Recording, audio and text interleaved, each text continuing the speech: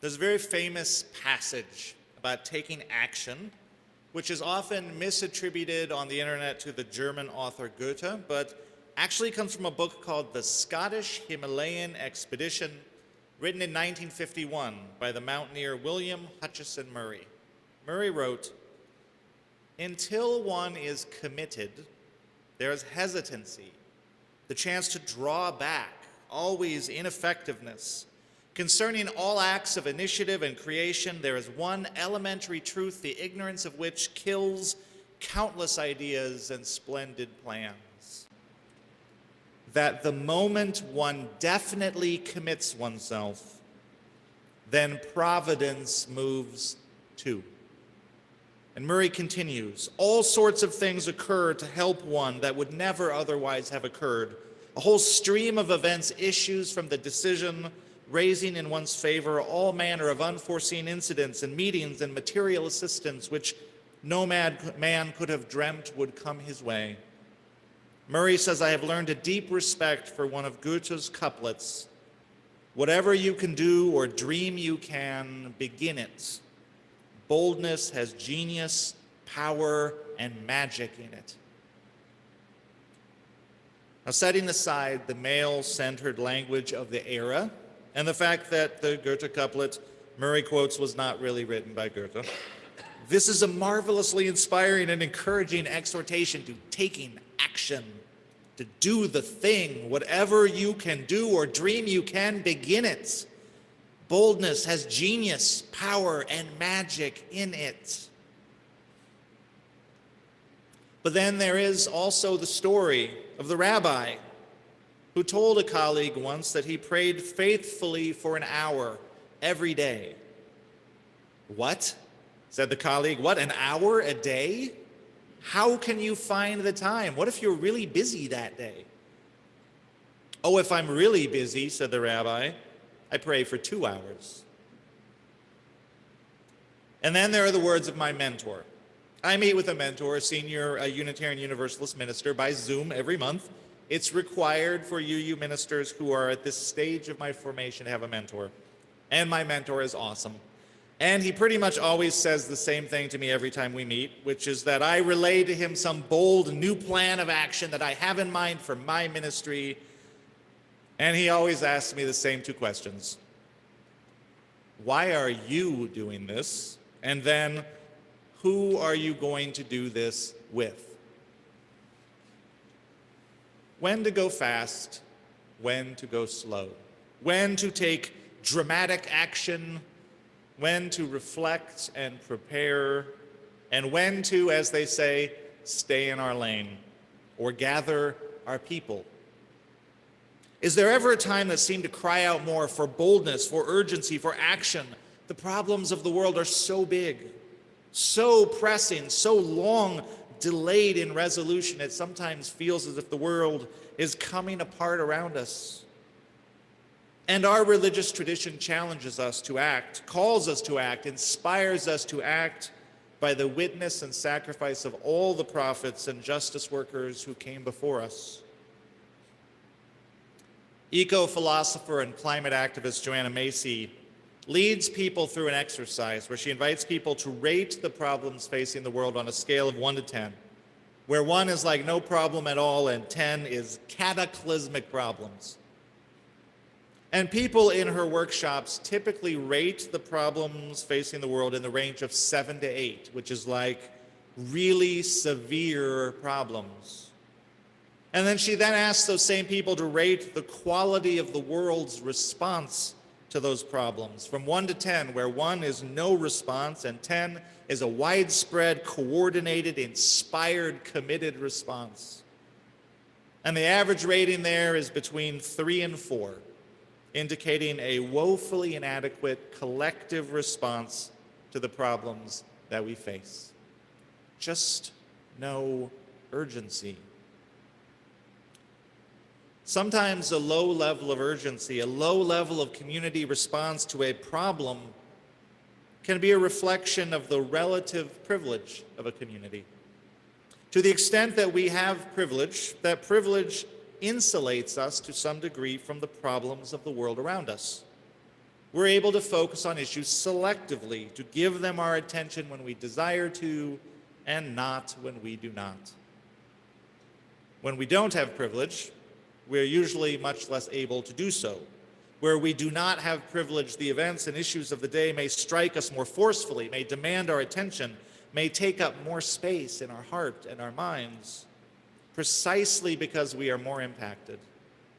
An issue that may seem academic, even intellectual, or strictly political to another may be much more urgent to us if it hits us where we live. To put it more concretely, white privilege, for example, is the ability to think about racism when you want to and not when you don't. To take up the work of racism and put it down at your leisure, the work of undoing racism.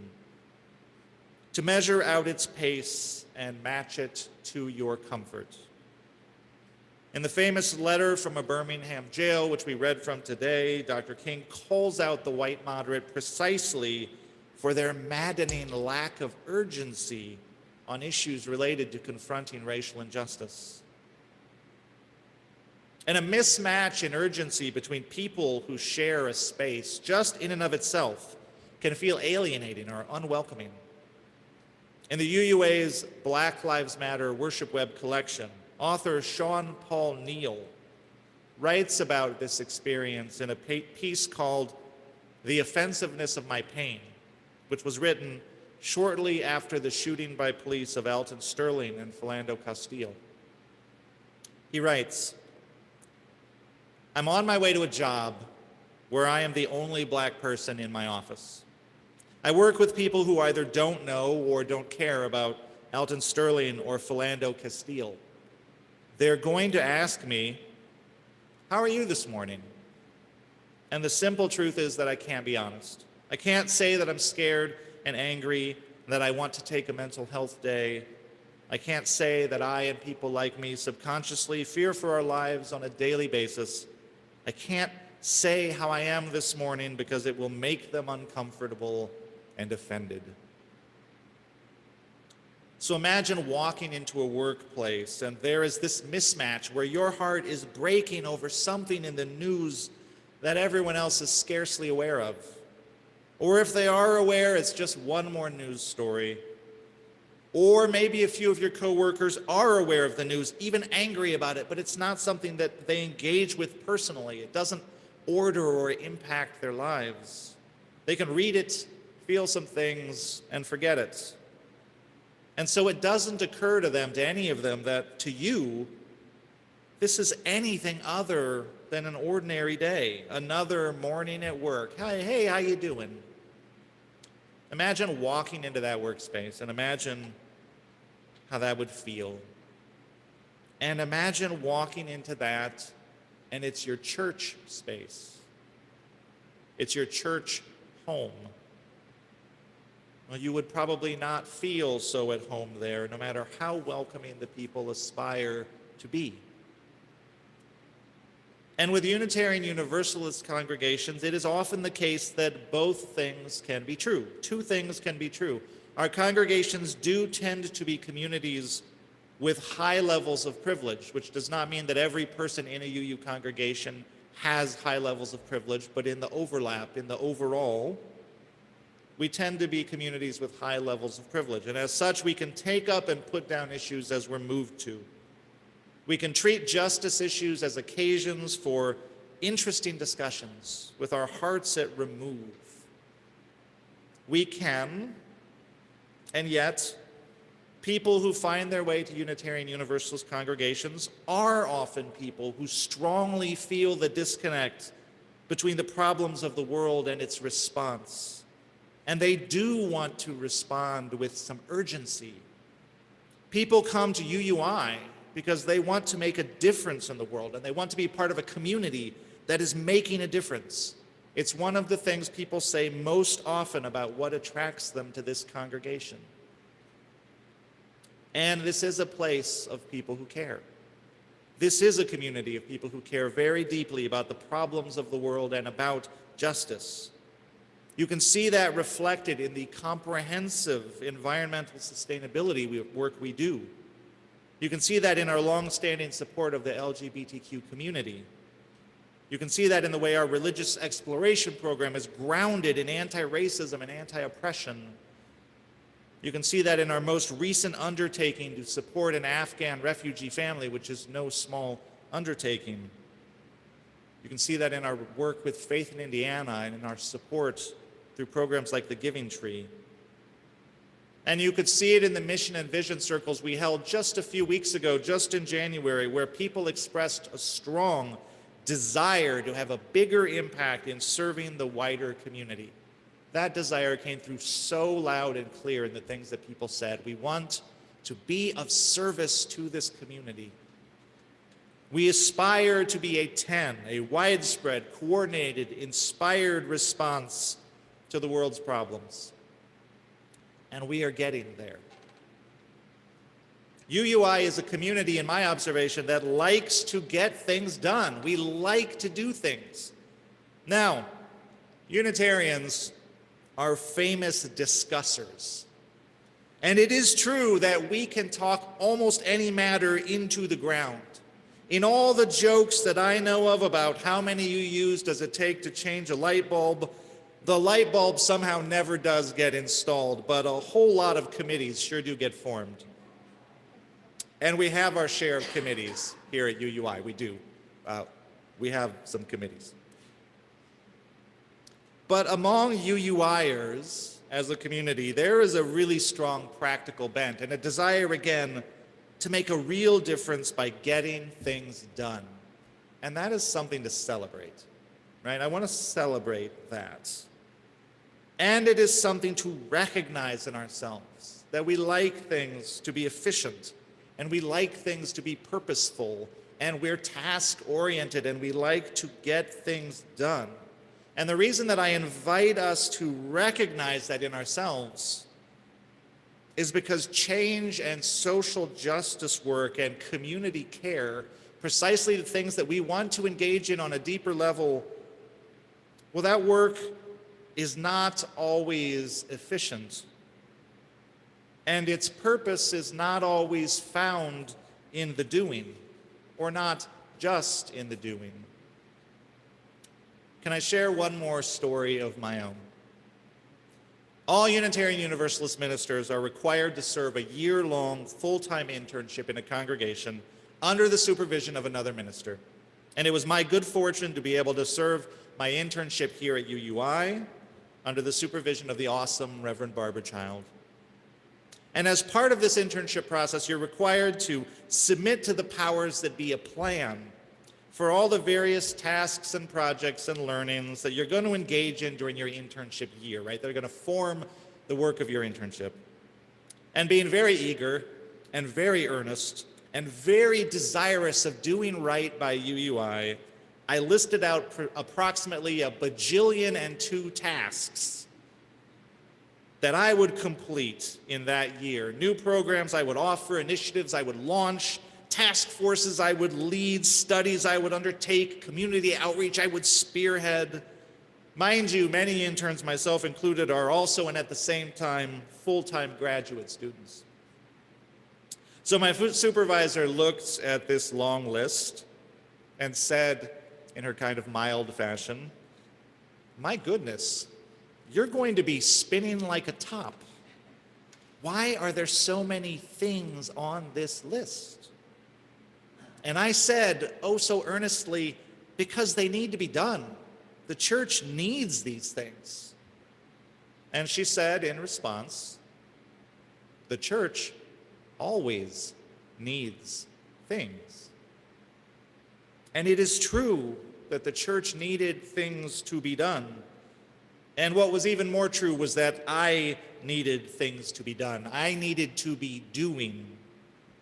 So very reluctantly, painfully, I crafted a much smaller official laundry list of tasks and accomplishments for the year, and all those other worthy tasks were to be deferred. They would have to wait. And after much soul-searching, I wrote a revised, unofficial, daily to-do list to guide me through the year that I taped to the front of my desk. And it read in order of priority, number 1, pray. Number 2, love the community. Number 3, do some things. And with that, I was able to do some things. And what I mean by pray is probably a little different than what the rabbi meant by pray, but I think he had the right idea. Organizer, activist, and author Adrienne Marie Brown has 3 maxims for justice work in her book, Emergent Strategies. Maxim number 1, there is always enough time for the right work. Maxim number 2, move at the speed of trust. And maxim number 3, relationship is everything. Relationship is everything. The question of too fast or too slow in community work is probably a question of what is going on in our relationships. It is true that sometimes the world is in crisis and demands an immediate response. It is also true that there is always a crisis somewhere. There's always something needed. So when are we going too fast and need to slow down? And when are we going too slow and need to increase our own level of urgency? And this might be a question of what is going on with the people that we are in relationship with, and how is our pace impacting that relationship? And especially, what is going on with the people most affected by the issue? What are they asking for?